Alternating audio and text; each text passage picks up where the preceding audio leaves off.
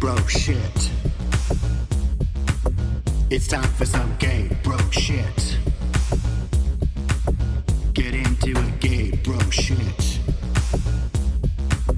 Let's fuck with it, gay bro shit.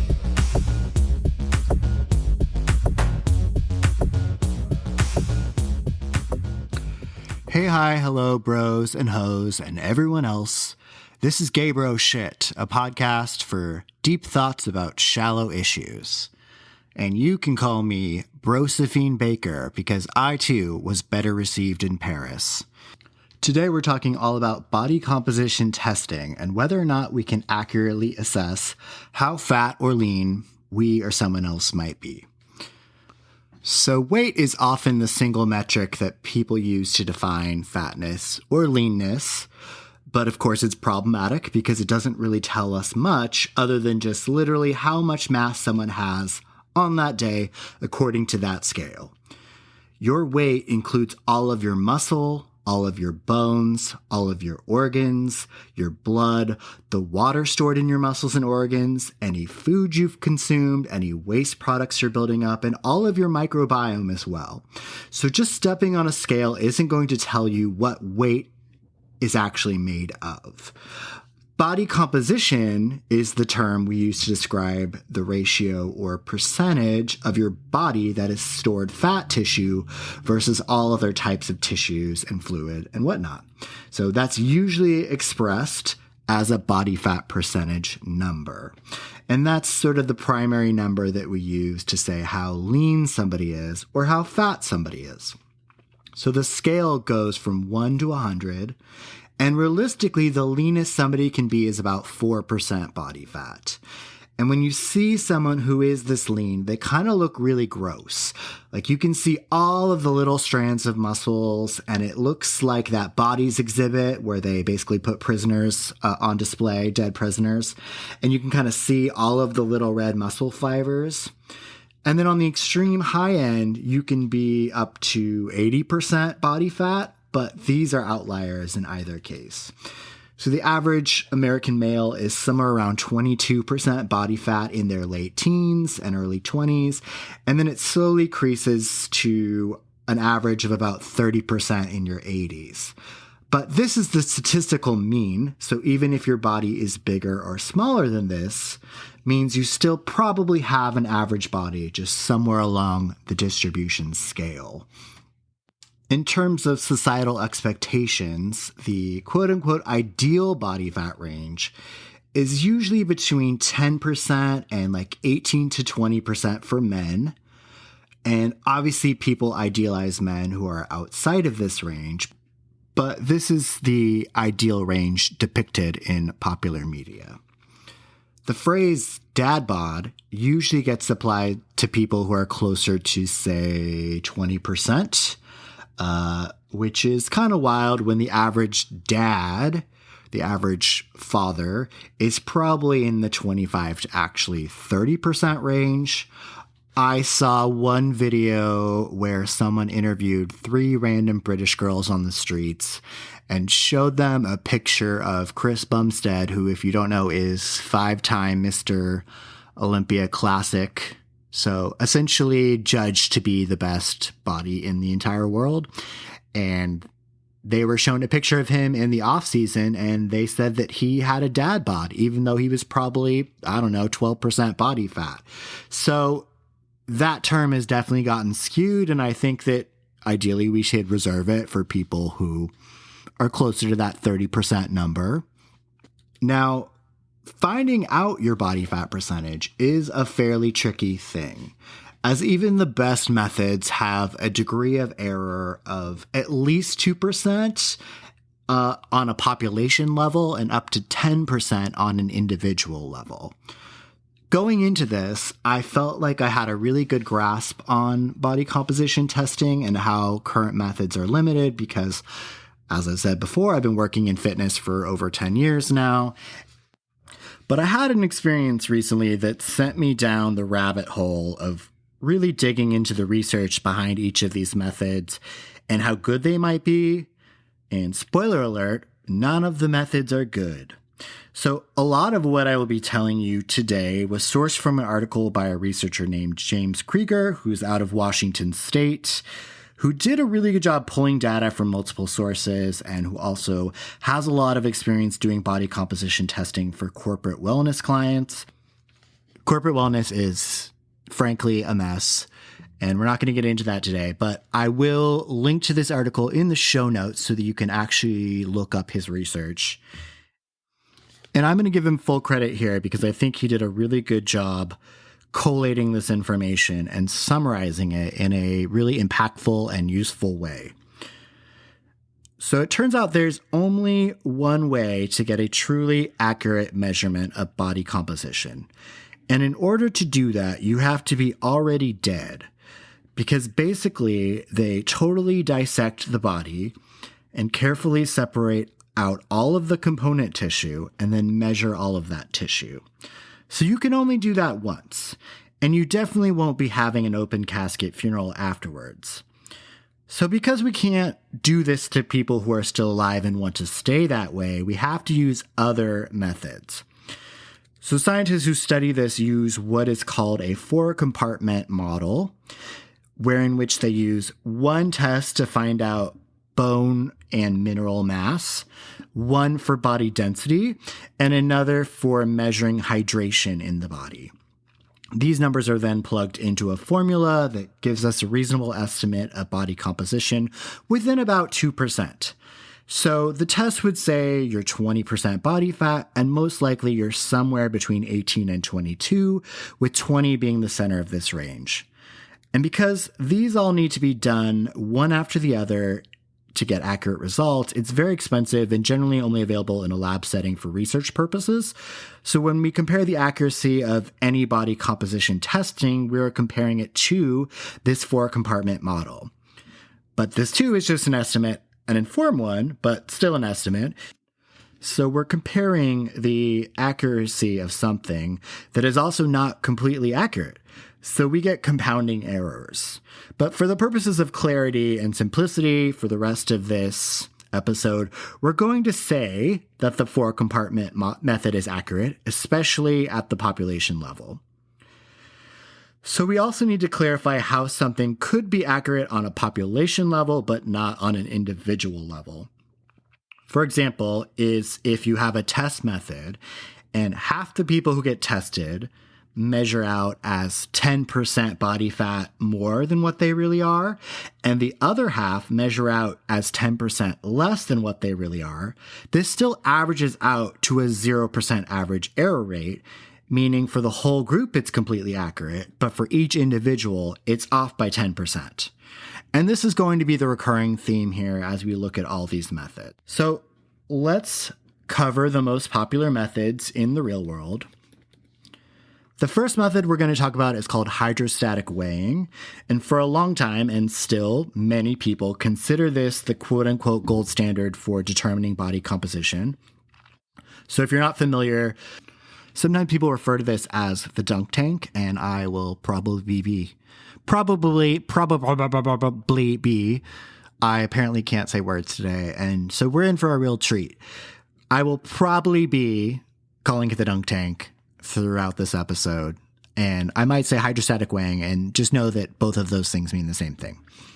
So it's not something that most people have access to, because you're going to only find this at like medical schools and research institutions. And the gist of this method is that they weigh you out of water, and then you get totally submerged underwater and they weigh you again.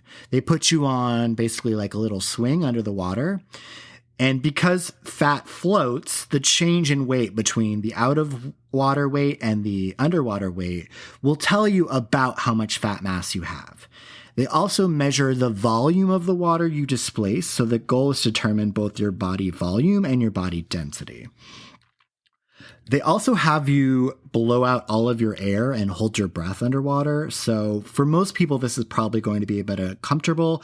They also usually have to do it a few times because, again, there's a lot of reasons why it might be imprecise the first time. They're going to have to repeat the test. So it's kind of a bit of a process. So one source of error in this test is that you might still actually have air inside your lungs, but you also have air inside your digestive tract, or even trapped within your hair, your body hair. So you might float a bit more if you have more air inside of you than you would if you had less. And that's going to, of course, skew up the test results. The bigger source of air is that in order to determine your body fat percentage, they have to rely on an assumption that fat-free mass has a set density point. So fat-free mass being everything but fat, muscle, bones, organs, blood, etc. But muscle density is not actually the same for every person, and it's not the same for people of different racial backgrounds. For example, people of African descent tend to have up to 10% denser muscles. So because your density can also be changed by hydration levels, this means that the whole formula gets thrown off. Now, on a related note, the easiest way to change your weight on a scale is to change your hydration levels, which is why people who have to cut weight for sports with weight classes like wrestling or combat sport or powerlifting usually do this by severely dehydrating themselves. So you can wind up with a much lower scale weight, even though your fat mass is still the same. And it's not unheard of for people to lose like 20 or more pounds in a few days just by drastically cutting water. And in a lot of extreme diets, the rapid weight loss is actually a rapid water loss, and that's what the scale is showing. So while on average, this method is pretty accurate within a few percentage points, any individual, the error rate is up to 6%. So you could be 20% and it could say you're 26%, or it could say you're 14% or anything in between. The next method we're going to look at is the visual method. So this is simply where you look in the mirror or take photographs and give an estimate on what your fat accumulation looks like and what muscles are visible to what degree. So if you go on your preferred internet search engine and do a image search for body fat percentage and your sex, although obviously this is going to get real complicated if you're not cisgendered, you'll see photo montages that show you what people are supposed to look like at a certain body fat percentage, and then you can compare yourself to that. There's also certain hallmarks that sort of come at specific body fat ranges, and if you listen to fitness bros, they can talk you specifically through the things you'll see at certain body fat ranges. But it's wildly speculative because A, we have to assume that the people in the photo are actually that exact body fat percentage or that body fat range. B, not everyone stores fat in the same way or the same places, and our muscles don't all look the same. C, we're biased. So sometimes we want to be overly optimistic and want the number to be lower, or maybe the opposite, we have body dysmorphia or other negative self-image issues, and we see an exaggerated image of ourselves. Sometimes on the internet, people will post pictures of themselves to forums like Reddit or message boards for bodybuilders, and other users will try and give them a body fat estimate based on these images, but these are all prone to the same errors. Now, I will say, as long as you don't have body dysmorphia or some other inflated self-image, you can actually measure progress visually because you can see how your muscles change in relationship to your fat areas. And you can also see increased muscle definition and maybe how they just look bigger or fuller, or how your clothes fit differently.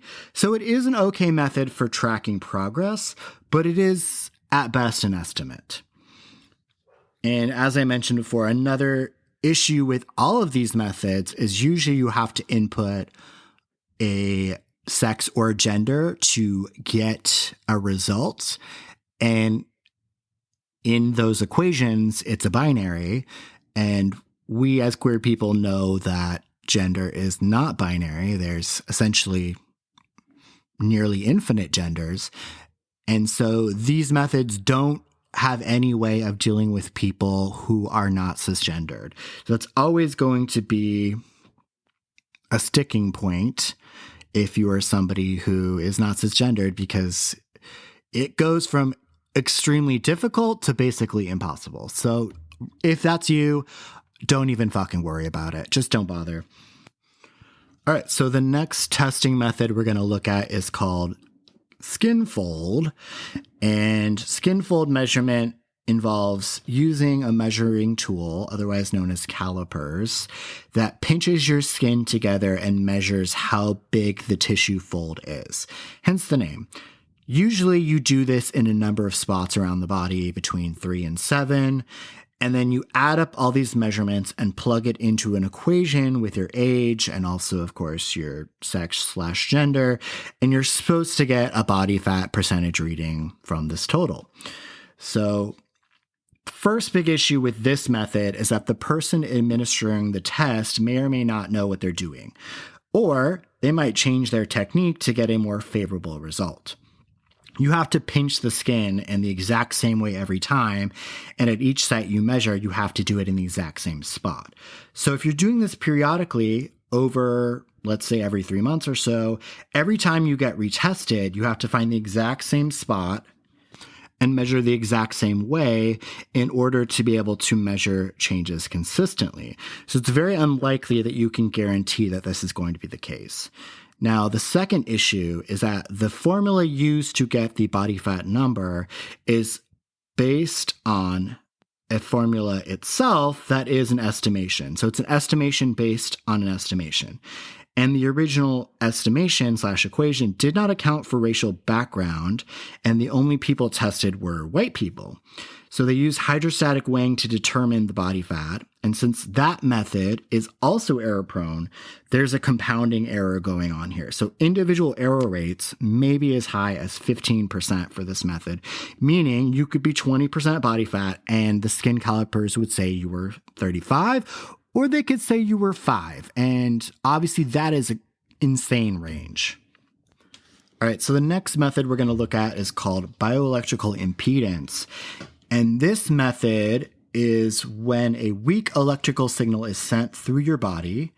And because fat is hydrophobic, meaning it does not contain water, or it does not like to contain water, the theory is that it won't transmit electricity as well as the rest of your tissue does that does contain water.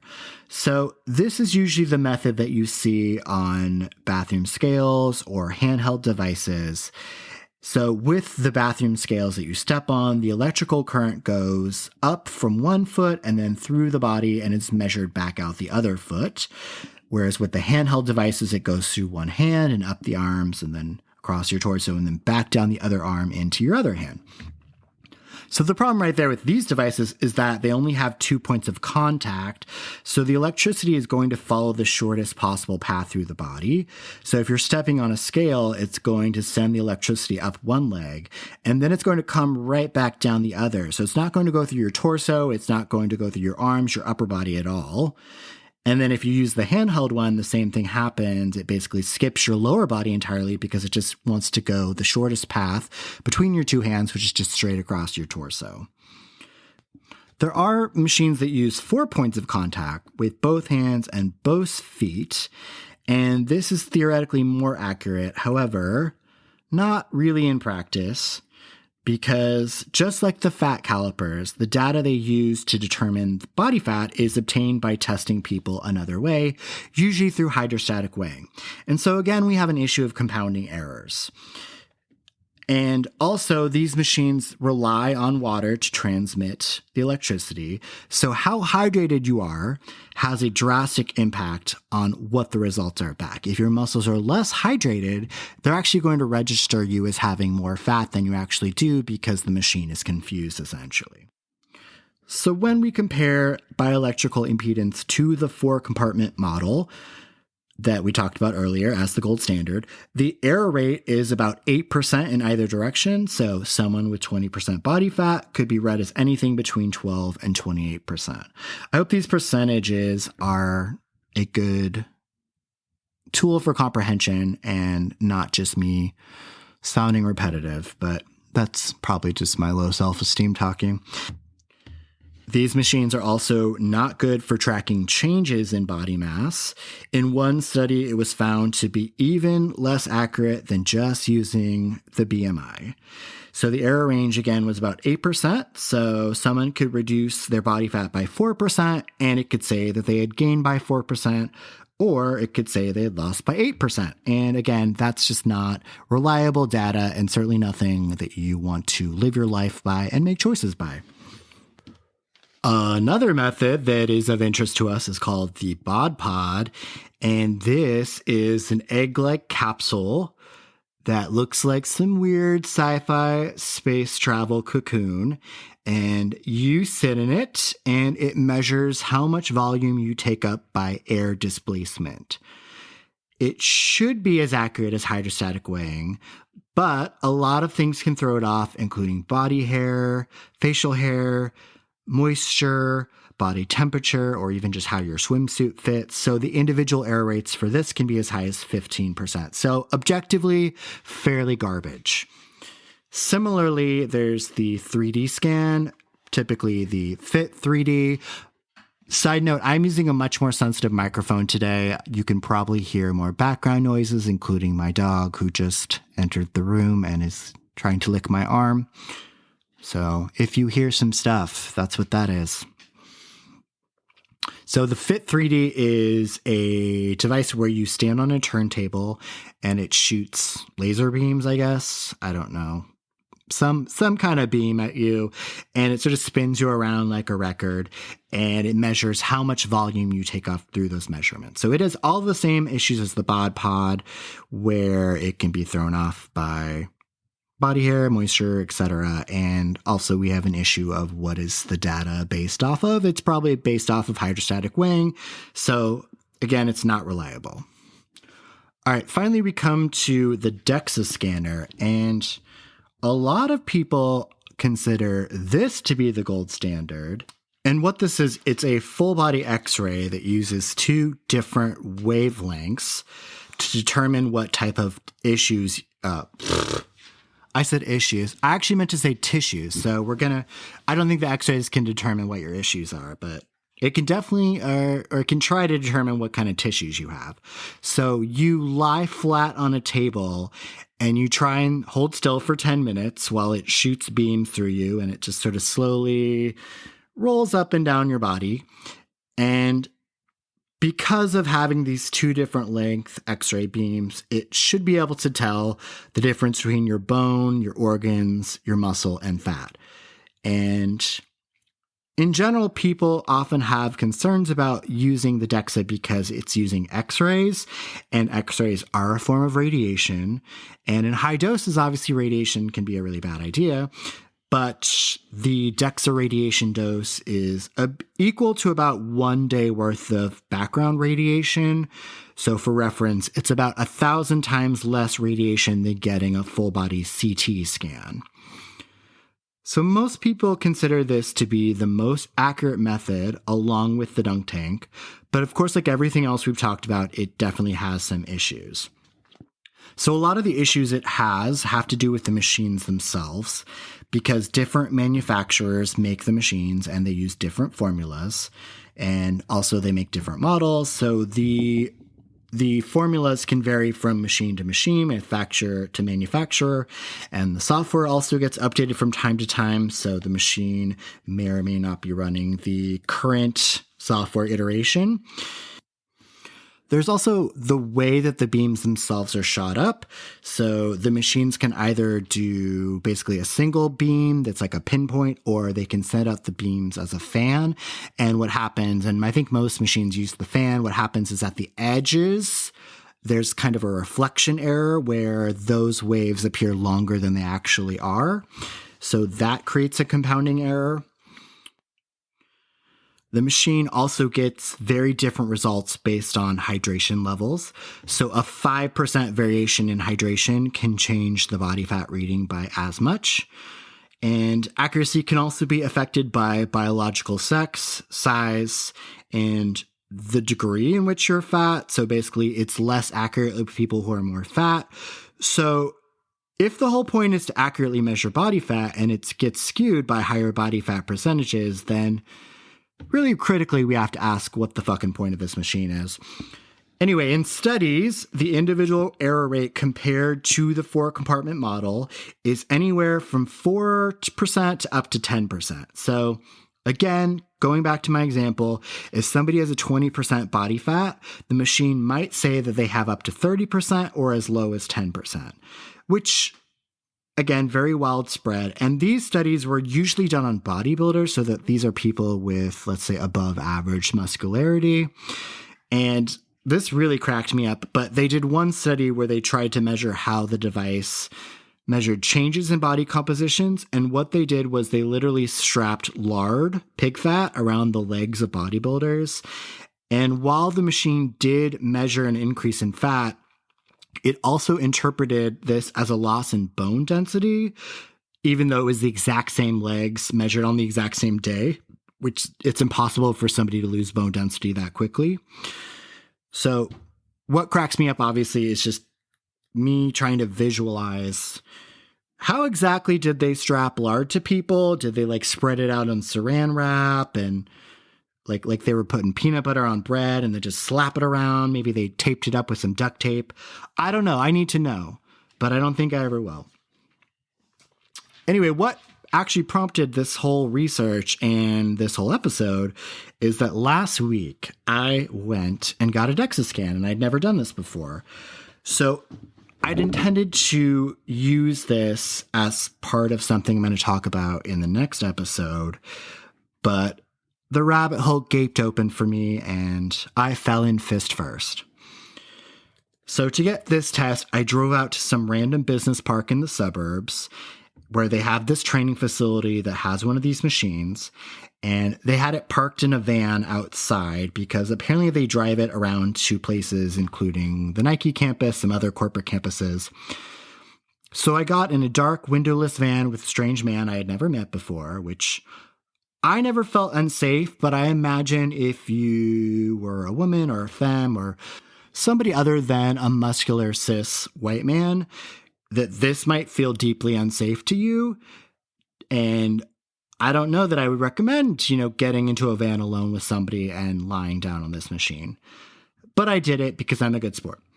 And this man was a trainer at this facility, so he basically spent the entire 10 minutes while I was laying there in a very vulnerable position, explaining to me how the machine worked, what the numbers meant, and also kind of extolling the virtues of strength training to me. And I think he was just doing this out of habit or kind of just fill the space in the room taken up by the awkwardness of the situation. And I probably should have interjected and be like, hey, you don't have to tell me all this. I've been a trainer probably for a lot longer than you. I know all this shit. You're not really helping me right now. But I'm too polite to do that. So I just let him keep talking and politely nodded and acknowledged what he was saying. Anyway, he wrapped up and then he told me I would get the results within a half an hour. But apparently there was something wrong with the machine, so I didn't get the results back until the next day. Which I'm not really bothered by that because when I signed up, they said it could take up to 24 hours to get the results. But now hearing that there was something wrong with the machine that prevented it from sending the results makes me a little bit more suspicious. So I got the results back and they were really rough. They had my body fat percentage as much higher than I thought it should be, and my muscle mass as much lower than I thought it should be. And also my bone density was just average, maybe even on the poor side of average. And for somebody who's been lifting heavy for 20 years, it definitely should have been higher than what the machine was saying. So this machine basically classified me as obese, which doesn't make a lot of sense either in the common definition of obese or in the medical definition of obese, because if I look at myself in the mirror with my shirt off, I have muscular definition, I can see some ab definition, and that's not something that you would see in somebody who's actually obese. Though, of course, the term obese is very problematic because originally the definition was just meant to be the top 5% of a given population. So it doesn't make sense that 36% of Americans are said to be obese when the term could only ever be applied to the top 5%. So there's already a contradiction going on here with what the definition of obesity is compared to what it originally meant. And that's a problem. And also it's, of course, flawed because this number has always been based on a comparison to other people and not an assessment of how healthy or not that individual is. So somebody who is statistically obese could still be incredibly healthy and not have a disease, but they need to look at individuals like that and not just assess them based on numbers alone. So to be completely honest with you, this totally popped my bubble. I had been working really hard for months, working out 4 or 5 days a week, walking somewhere in the neighborhood of 15 to 20,000 steps a day, putting a ton of work into my nutrition. And all of a sudden, all this progress just completely disappeared. I looked in the mirror and places that I thought I was making improvements suddenly became flaws. And I also felt really compelled to restrict my diet further because clearly this machine said I was obese, so I was eating too much and I wasn't working hard enough. And frankly, this was frightening because I know better. I actually have a ton of knowledge and experience and have done a ton of work on myself to stop falling into these traps. And still I found myself falling into one. So I think that this is potentially really dangerous because I could see how the machinations of an eating disorder was starting to arise in myself just based on this one test, this one piece of information. And I'm someone who knows what to watch out for and usually has a really healthy self-image. So I can only imagine that this would be incredibly bad for somebody who is more impressionable and doesn't have a good self-image and hasn't done mindfulness and hasn't done therapy and is just listening to the voices of popular culture and thinks that they're not good enough and this machine is just confirming it. I think that this potentially could be a pathway for somebody to developing a full-blown eating disorder. Now, fortunately, I was able to get out of this negative hole really quickly because I was able to dig into the actual research and look at how accurate these testing methods actually are. And just going back to the basics of, do I see progress in the mirror? Yes. Is my scale weight trending the way I want it to? Yes. Are my circumference measurements trending the way I want them to? Yes. Do I like the way that I feel? Yes. Am I sleeping well? Yes. So I can't really say how accurate these results were, but knowing that this machine gets driven around town, and if you basically live anywhere in America, you know how shitty our roads are. So I can only imagine that this machine gets thrown slightly out of alignment every time it goes anywhere, and who knows if those issues ever get fixed. And then we have the issue of the machine not being able to give me results for 24 hours because something was wrong with it. And then now I know about this large study and everything about the individual error rates of these tests. And so I'm just going to assume that the results that I got were off by at least a few percentage points, possibly as much as 8, though I'm going to suspect probably like 4 or 5%. And for you out there, the message of this episode is really that I want you to just try and put all of this stuff aside and stop trying to measure your body against a set standard and just measure it against your standards for your body and what feels healthy and happy to you. So to wrap this up here, there is no reliable way to measure body composition accurately, so don't worry about what body fat percentage you might be or want to be. None of the available methods accurately track changes over time. If you do feel like using a testing method, just remember, at best, it's an estimate, and assume that the answer you receive back is going to be off by at least a few percentage points. Now, if you want to track changes, just take your weight and circumference measurements, and if those are trending in the direction you want, i.e. going down for fat loss, going up for muscle gain, then you are accomplishing your goals. Now I'm going to be a little bit contradictory here and give a soft recommendation for a simple way to get a body composition estimate that is completely based off your weight and some body measurements. And that method is called the U.S. Navy method. It's based on basically decades of data collected from the U.S. Navy. And again, I'm going to assume this is more accurate for men, cis men, clearly. But if you do an internet search, you can find free calculators and you input your numbers, and then it gives you a rough estimate of your body fat percentage and also roughly how much lean and fat mass you have in pounds or kilograms. So I'm not recommending this because I think that it's accurate. I think it's still very much an estimate, but I think it might be useful for you because A, this is a non-invasive way that doesn't involve any equipment other than just a scale and measuring tape. And B, it's measuring variables, your weight, your neck and waist circumference, that do directly correlate to body composition. So if those numbers are changing, then your body composition is likely changing as well. So don't take this measurement as the truth, but you can use it to affirm whatever progress you might be making. All right, I think I'm done ranting for the week. And thanks again to James Kreiger for writing up this research. You can find his website at weightology.net. That's WEIGHTOLOGY.net. And I will see you in the next episode where I talk about assessing your genetic potential and accepting your genetic limitations. Bye, bros. That's why we're living it up at the butt sex disco, getting it on with all of my homos, loving it up at the butt sex disco, dancing around like I'm Yoko Ono, queering it up at the butt sex disco, spinning around to fend off my FOMO, getting it up at the butt sex disco, never going home, oh no, hell no.